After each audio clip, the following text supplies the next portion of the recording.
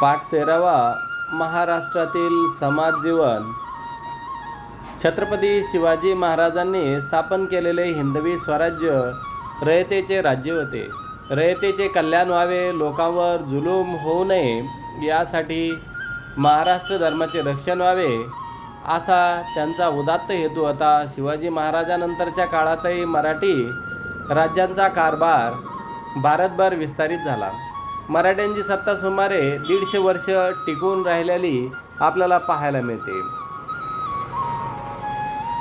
मराठी कारभारांची जी काही माहिती असन आपण मागील पाठात अभ्यासले. या पाठामध्ये आपल्याला काळातील सामाजिक स्थिती व लोकांचे जीवन कसे होते याच्यावर आपल्याला भर देता येईल.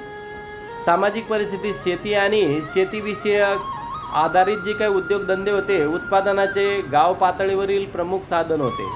गावच्या पाटलाकडे गावाचे संरक्षण करण्याचा कारभार होता, तर कुलकर्ण्याकडे महसूल सांभाळण्याची जबाबदारी दिली होती. पाटीलकीच्या कामासाठी पाटलास जमीन इनामी दिली जात असत. असे त्याला या कामासाठी महसुलातील काही हिस्सा गोळा करावा लागत असत. बलुतेदारांना गावकीसाठी केलेल्या कामाच्या मोबदल्यामध्ये वस्तुरूपाने मिळत असत. खेड्यातील व्यवसायांचे काळी पांढरी असे 2 प्रमुख भाग होते. काळीत काम करणारे ते शेतकरी आणि पांढरीत काम करणारे ते पांढऱ्या पेशी. गावगाड्यातील सर्व व्यवहार परस्परांशी समजुतीने करण्यावर भर असायचा.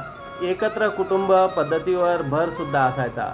गावामध्ये लोहार, सुतार, कुंभार अशी काही मंडळीसुद्धा होती. त्यांना 12 बलुतेदार असं म्हटलं जायचे. अशा पद्धतीने गावचे काम चालायचे. चालीरीतीमध्ये त्या काळामध्ये बालविवाहाची पद्धत रूढ होती. बहुपत्नीची प्रथासुद्धा रूढ होती. विधवांना पुनर्विवाह केल्याची उदाहरणे सुद्धा त्या काळामध्ये पाहायला मिळतात. मानवी देहावर अंतिम संस्कार करण्याचे दफन, दहन आणि विसर्जन पद्धती सुद्धा पाहायला मिळतात. छोट्या मोठ्या गोष्टीसाठी किंवा लढाईसाठी मुहूर्त पाहिला जायचा. स्वप्न, शकुन यावर लोकांचा विश्वाससुद्धा होता. देव किंवा ग्रह यांचा कोप होऊ नये म्हणून अनुष्ठाने केली सुद्धा जायची. त्यासाठी दान धर्म केली जायची. ज्योतिषावर व ज्योतिषांनी सांगितलेल्या गोष्टीवर लोक विश्वाससुद्धा ठेवायचे. शास्त्रीय दृष्टीचा अभाव व औषध उपचार नसल्याने नवसाला त्या काळामध्ये जास्त करून प्राधान्य दिल्याचे. बळीचे बकरेसुद्धा कापले जायचे. राहणीमान असंख्य व बहुसंख्य लोक खेड्यातच राहत होते. खेडी स्वयंपूर्ण असत. केवळ मीठ त्यांना इतर ठिकाणाहून मागवून घ्यावे लागत असत. असे शेतकऱ्यांच्या गरजा मर्यादित होत्या. शेतकरी ज्वारी, बाजरी, गहू, नाचणी, मका, तांदूळ इत्यादी धान्य पिकवत असत. रोजच्या जेवणामध्ये भाकरी आणि कांदा, चटणी व कालवण म्हणजेच भाजी या गोष्टींचा समावेश होत असत. आपल्यावरील व्यवहार हा वस्तू विनिमय पद्धतीने करत असत. गावातली घरे साधी मातीची, विटाची असत, तर शहरात 1 मजली वा 2 मजली वाड्या असायची. श्रीमंतांच्या जेवणामध्ये भात, वरण, पोळ्या, भाज्या, कोशिंबीर, दही, दुधांचे पदार्थ, तर धोतर, कुडते, अंगरखा, मुंडासे असे पुरुष पोशाख करत असत. तर लुगडी आणि चोळी हा स्त्रियांचा मुख्य पोशाख मानला जायचा. सण समारंभ, गुढीपाडवा, नागपंचमी, बैलपोळा, दसरा, दिवाळी, मकर संक्रांत, होळी, ईद इत्यादी सण उत्सव लोक साजरे करत असत. पेशव्यांच्या काळामध्ये गणेशोत्सव मोठ्या प्रमाणामध्ये साजरा केला जायचा. तो घरगुती स्वरूपात साजरा व्हायचा. पेशवे स्वतः गणेश भक्त असल्याने त्यांना महत्त्व आले आणि प्रतिवर्षी भाद्रपद चतुर्थी व अनंत चतुर्दशीपर्यंत हा उत्सव चालत असायचा. दसरा हा 3.5 मुहूर्तापैकी एक असल्याने तेव्हापासून शुभ कार्यांची सुरुवात करायला मानल्या जायचं. तर त्या दिवशी शस्त्रपूजा सुद्धा केली जायची. सीमा उल्लंघन करत एकमेकांना आपट्याची पाने देत असत. दसऱ्यानंतर मराठे मोहिमेवर निघत. दिवाळीला बालप्रतिभा आणि भाऊबीज विशेष करून साजरी केल्या जात असत. खेड्यापाड्यामध्ये जत्रा भरायच्या. जत्रेच्या वेळी जे काही कुस्त्यांचे फड सुद्धा भरल्या जायचे आणि गुढीपाडवा या दिवशी गुढी उभारून हा सण साजरा केला जायचा. उत्सवांच्या वेळी नाचगाणी डफावरची गाणी, तमाशा इत्यादी मनोरंजनविषयक कार्यक्रम त्या काळामध्ये घेतले जायचे. तमाशा हा फार लोकप्रिय असा प्रकार मानला जायचा आणि त्या काळामध्ये तमाशाला फार असं विशेष महत्त्व प्राप्त झालेलं पाहायला मिळतंय. शिक्षण, या काळातील शिक्षण पद्धती पाठशाळा व मदरसा होते. लेखन, वाचन, हिशोबांचे शिक्षण घरातून मिळे, तर मोडी लिपींचा वापर व्यवहारामध्ये होत असत. तर दळणवळणाचा प्रवास कसा केला जायचा? घाटमार्ग, सडक, नद्यावरून पूल या मार्गाने वाहतूक चालायची. धान्य, कापड व वाहन सामान याची वाहतूक बैलांच्या पाठीवरून केली जात असत. नदीतून जाण्यासाठी ओढ्यांचा उपयोग केला जायचा. तर पत्रांची नेआण, सांडणीस्वार व इतर जासूद सुद्धा करताना पाहायला मिळायचे. या काळामध्ये विविध खेळसुद्धा खेळले जायचे. खेळ हे करमणूक आणि मनोरंजनाचे साधन मानले जातात. कुस्ती, युद्धकला हे खेळ लोकप्रिय होते. मल्लखांब, दंड, कुस्ती, लाठी, दांडपट्टा, बोथाटी हे खेळ खेळले सुद्धा जायचे. हुतुतू, खो खो, आट्यापाट्या, सूरपारुंब्या हे मैदानी खेळ व सोंगट्या, गंजिफा, बुद्धिबळ हे सुद्धा खेळ त्या काळामध्ये लोकप्रिय म्हणून ओळखल्या जायचे. धर्म व आचार विचार कसे होते? हिंदू आणि मुस्लिम असे दोन प्रमुख धर्म या काळामध्ये दिसून येतात. छत्रपती शिवाजी महाराजांच्या धार्मिक धोरण उदारतेचे होते. प्रत्येकाने आपल्या धर्माप्रमाणे वागावे, दुसऱ्यावर आपल्या धर्माची सक्ती करू नये अशी विचारधारणा या काळामध्ये शिवाजी महाराजांनी रुजवलेली आहे. पाठशाळा, देवळे, मदरसा आणि इतर मस्जिदी यांना सरकारकडून देणग्यासुद्धा दिल्या जात असत. दोन्ही धर्मांचे अनुयायी एकमेकांना सणामध्ये सहभागी व्हायचे. वारकरी, मानभाव, दत्त, नाथ, रामदासी हे पंथ त्या काळामध्ये सुद्धा प्रचलित होते. स्त्रियांचे जीवन कसे होते? स्त्रियांना या काळामध्ये जीवन कष्टमय होते. माहेर आणि सासर एवढेच तिचे जग असायचे. त्यांच्या शिक्षणाकडे कोणीच लक्ष देत नसत. अपवादात्मक स्त्रियांना अक्षर ओळख व प्रशासन व युद्धकौशल्य यात प्रसंग केले होते. त्यामध्ये वीरमाता जिजाबाई, येसुबाई, महाराणी ताराबाई, उमाबाई, दाभाडे व गोपिकाबाई, पुण्यश्लोक अहिल्याबाई यांचा सुद्धा समावेश आहे. बालविवाह, विषमविवाह, वैंधत्व, केशवपण, सती तर बहुपत्नीक या प्रथांना स्त्रियांचे जीवन जखडून टाकले होते. एकंदरीत त्यांचे जगणे हे प्रतिकूल परिस्थितीमधले मानल्या जात असायचे. इसवी सन 1630 ते 1610 मध्ये पावणे 200 वर्षाच्या कालखंडानंतर सर्वसामान्य मराठीशाही म्हणत असत. या काळातील कथा स्थापत्यांच्या थोडक्यामध्ये आढावा आपण पाहिला आहे. त्या काळामध्ये शिल्पकला कशा होत्या?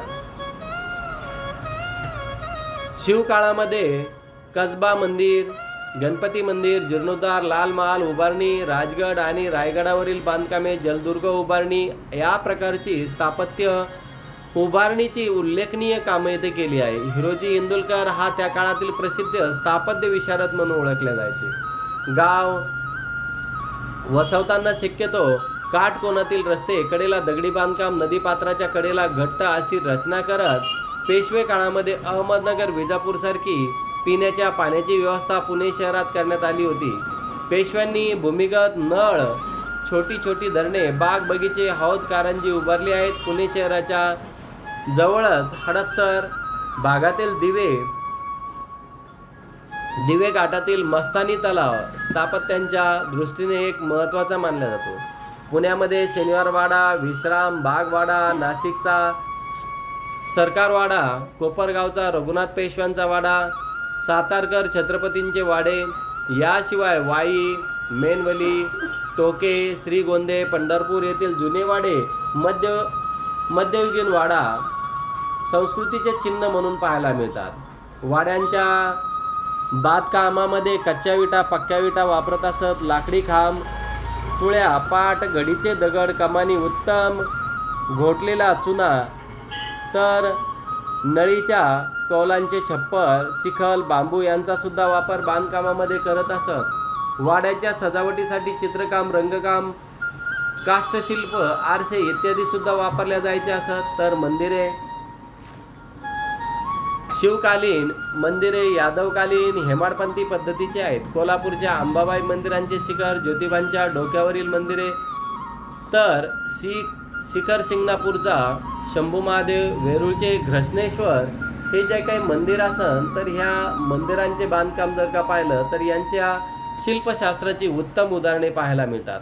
प्रतापगडावरील भवानी देवीचे तर गोव्याला श्रप्त कोटकेश्वरांचे मंदिर शिवाजी महाराजांनी बांधले होते. पेशवे काळातील नाशिकचे काळाराम मंदिर, त्र्यंबकेश्वर शिव मंदिर, गोदावरी, प्रवरा या नद्यांच्या संगमावर असणाऱ्या कायगाव व टाके येथील शिव मंदिरे, नेवासे येथील मोहिनीराज मंदिर ही मंदिरे या काळामध्ये उभारली गेलेली आहेत.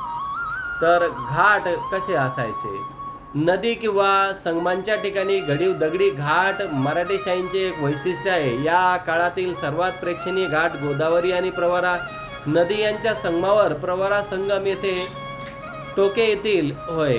पक्क्या बांधणीच्या पायऱ्यांच्या ओळीत ठराविक अंतरावर एक पायरी पुढे काढलेले असे, त्यामुळे सगळ्या घाटांचे स्वरूप खुलून जात असत.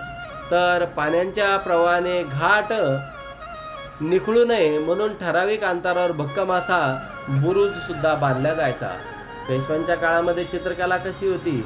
तर चित्रकला ही पेशव्यांच्या काळामध्ये शनिवारवाड्याच्या भिंतीवरील चित्रे महत्त्वाची आहेत. या काळामध्ये राघो, तानाजी, अनुपराव, शिवराम, माणिकजी हे महत्त्वाचे चित्रकार म्हणून पाहायला मिळतात.